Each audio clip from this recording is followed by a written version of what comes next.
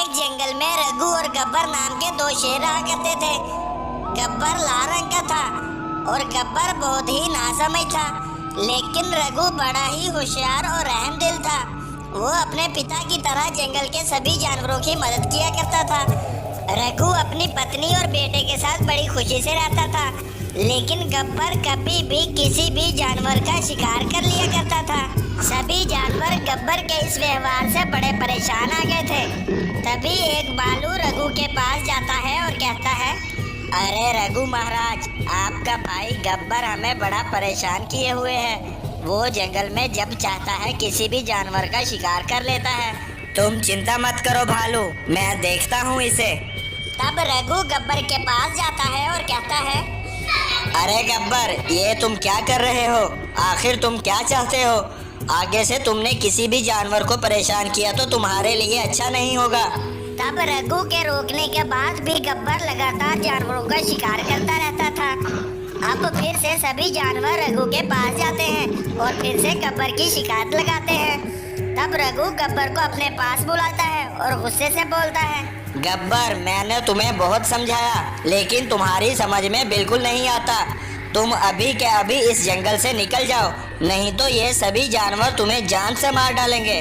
तब गब्बर गुस्से से वो जंगल छोड़कर चल देता है। कुछ दूर जाने के बाद गब्बर को दूर खड़े दो रंगीन बाघ देख रहे थे। अरे भाई, ये तो रघु का भाई गब्बर है।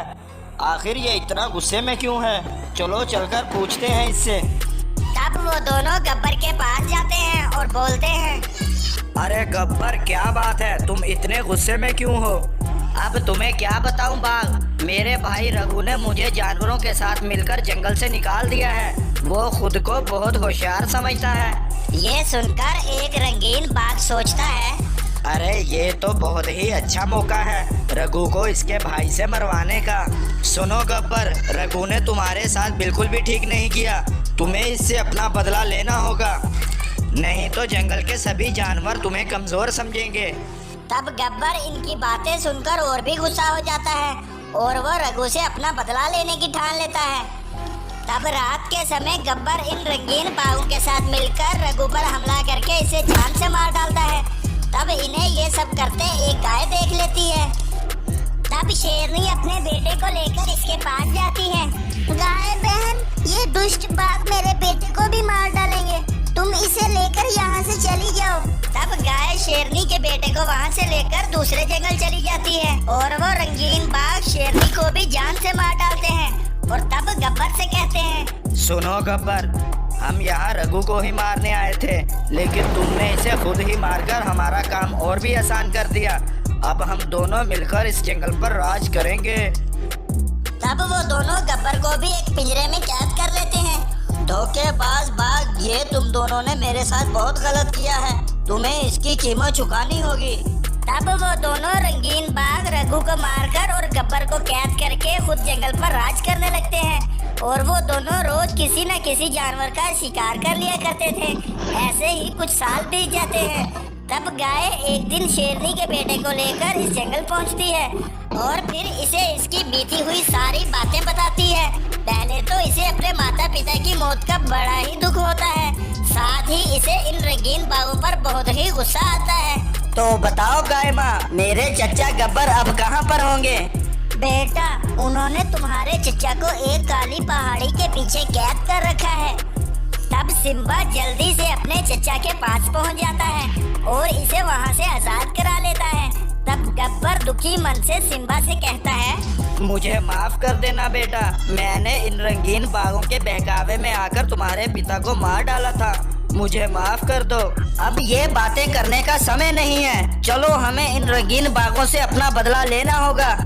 तब वो दोनों इन रंगीन बाघों के पास पहुंचते हैं। अरे रंगीन बाघों, अब तुम्हारे मरने का समय आ गया है और अब तुम्हें अपने किए की सजा भुगतनी होगी।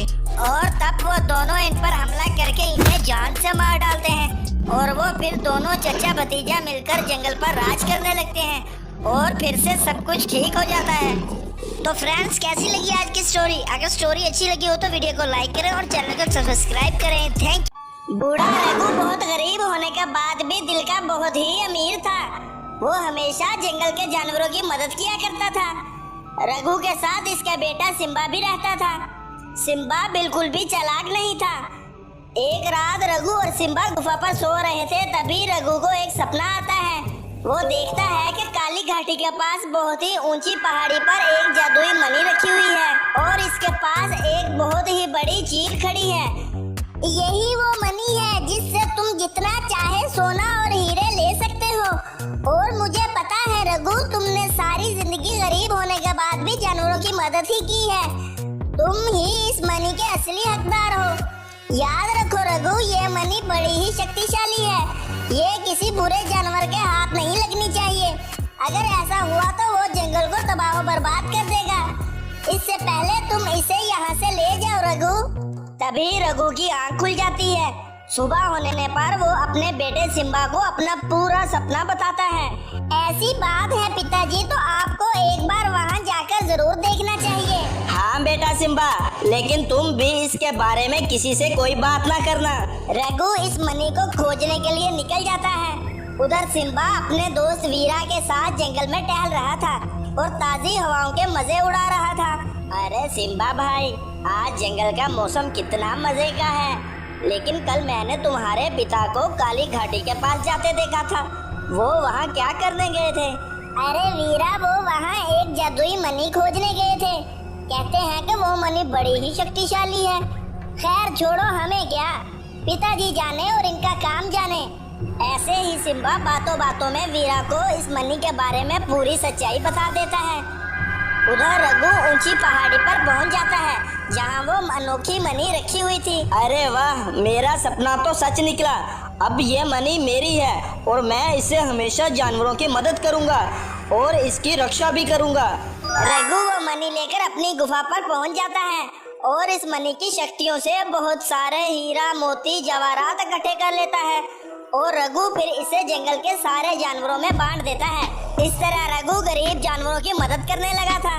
उधर ये सब वीरा छिपकर देख रहा था और वो समझ गया था कि ये इस मणि ही की ताकत है।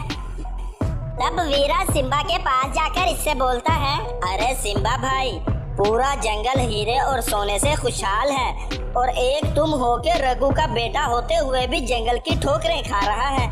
अगर वो तुम मणि हासिल कर लो तो पूरा जंगल तुम्हारे कब्जे में होगा भाई। हाँ भाई, मैं भी यही चाहता हूँ कि पूरे जंगल पर मेरा राज हो और मैं बहुत अमीर हो जाऊँ। लेकिन हम वो मणि हासिल करेंगे कैसे? तब वीरा सिम्बा को एक प्लान बताता है और प्लान के मुताबिक वो सिम्बा को एक सुनसान जगह पर ले जाकर एक गुफा में कैद कर देता है और सिम्बा से कहता है, देखना सिम्बा, थोड़ी ही देर में वो मणि हमारे कब्जे में होगी। तब वीरा अपने एक सिपाही से कहता है, जाओ सिपाही, उस रघु शेर के पास जाओ और उससे कहो कि अगर उसने अगले 2 घंटों के अंदर वो मणि काली घाटी के पास आकर ना रखी तो हम उसके बेटे को जान से मार डालेंगे। तब सिपाही रघु को सब कुछ ऐसे ही बता देते हैं। रघु, अगर तुमने वो मणि अगले 2 घंटों के अंदर हमें ना दी तो तुम अपने बेटे को खो दोगे। और हाँ, तुम वो मणि रख कर अपनी गुफा में चले जाना और थोड़ी ही देर में हम तुम्हारे बेटे को तुम्हारे पास भेज देंगे। अब रघु बहुत ही परेशान हो गया था और वो कुछ नहीं कर सकता था।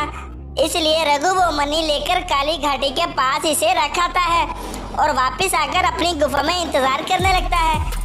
लेकिन बहुत ही इंतजार के बाद इसका बेटा सिम्बा नहीं लौटता। तब रघु वापस उसी जगह जाकर देखता है तो वहाँ उसका बेटा खून से लथपथ पड़ा हुआ था और वो मणि भी वहाँ से गायब थी, क्योंकि वो मणि वीरा ने धोखे से वहाँ से उठा ली थी और सिम्बा को भी मार डाला था। इससे पहले कि रघु जंगल पर कहर ढाता तो वहाँ वही विशाल चील आ जाती है जिसने रघु को वो मणि दी थी। वो चील सिम्बा का पुनर्जन्म कर देती है और इसे एक विशाल शेर में बदल देती है। तब सिम्बा अपनी पूरी ताकत से भागता हुआ उस वीरा तक जा पहुंचता है और उस पर हमला कर उसका अंत कर देता है।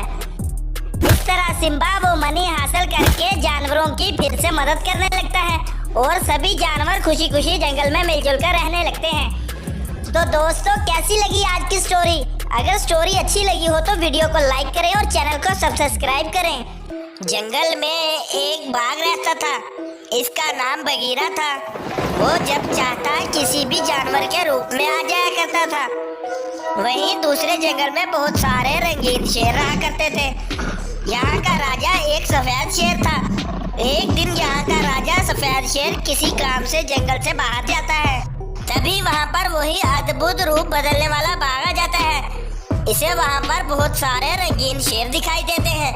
इन्हें देखकर बगीरा बाघ बड़ा ही खुश हो जाता है और अपने मन में सोचता है, अरे वाह, इतने सारे रंगीन शेर, रोज एक एक का शिकार करूंगा तो मजा ही आ जाएगा। थोड़ी देर बाद नीले रंग का शेर जंगल में अकेला टहल रहा था। तभी बगीरा मौका पाकर इस पर वार करके इसे मार डालता है और इसे मजे से खा जाता है।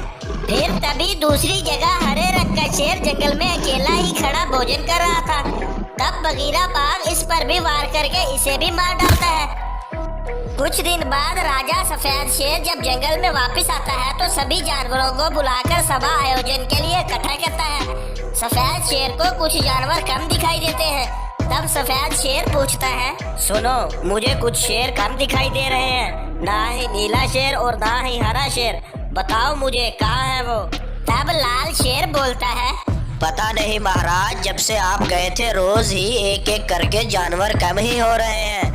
पता नहीं ये सब कौन कर रहा है। तभी वहाँ पर एक बकरी आती है और कहती है, महाराज शेर, मैं आपको कुछ बताने आई हूँ। बताओ बकरी, क्या बात है। मैंने कल लाल शेर को आपके जंगल के हरे शेर को मारते देखा था। मैंने ये सब कुछ एक पेड़ के पीछे छिपकर देखा था। पहले इसे नीले रंग के शेर पर वार किया और फिर हरे रंग के शेर को भी इसी ने ही मारा। ये सब सुनकर वहीं खड़ा लाल शेर चौंक जाता है और कहता है, नहीं महाराज, मैंने अपने जंगल के शेरों को नहीं मारा। ये बकरी झूठ बोल रही है, भला मैं ऐसा क्यों करूँगा। महाराज शेर को समझ नहीं आ रहा था कि आखिर ये सब कौन कर रहा है। कोई भी लाल शेर की बात सुनने को तैयार नहीं था और सभी को इस पर शक होने लगता है। तभी पृथ्वी पर से एक जादुई दरवाजा उतरता है और इसमें से एक चीता निकल कर आता है और वो कहता है, सुनो सफेद शेर, ये जो बकरी तुम्हें बता रही है सच बता रही है, क्योंकि वो जालिम बाघ अपना रूप बदल बदल कर वार करता है और वो इस समय लाल रंग के शेर के रूप में बदला हुआ था। और ये लाल शेर भी सच कह रहा है कि इसने इन्हें नहीं मारा। लेकिन सच्चाई तो ये है कि तुम्हारे पास के जंगल में एक अद्भुत रूप बदलने वाला बाघ रहता है। वो रूप बदल बदल कर जानवरों का शिकार करता है और इसी ने तुम्हारे जंगल के शेरों को मारा है। और जब बकरी ने इसे देखा था तब वो लाल रंग के शेर के रूप में बदला हुआ था। इतना कहकर वो जादुई चीता वहाँ से चला जाता है। ये सब सुनकर सब बड़े हैरान रह जाते हैं। सारे जानवर और राजा शेर लाल शेर से क्षमा मांगने लगते हैं। तभी महाराज शेर को भी याद आ जाता है और वो अपने जंगल के जानवरों से कहता है, अरे हाँ, जब मैं किसी काम से बाहर जा रहा था मैंने इसी रूप बदलने वाले बाघ को इधर ही आते देखा था, लेकिन तब मैं ये नहीं जानता था कि वो मेरे जंगल के जानवरों को मार डालेगा। तब गुस्से से भरा सफेद शेर इस रूप बदलने वाले बाघ के पास जाता है और इसे जान से मार डालता है और इस तरह से अपनी शक्तियों का गलत फायदा उठाने वाले बाघ का बड़ा ही बुरा अंत होता है। तो फ्रेंड्स, ये थी आज की स्टोरी। अगर स्टोरी अच्छी लगी हो तो वीडियो को लाइक, सब्सक्राइब और शेयर करना मत भूलिए। थैंक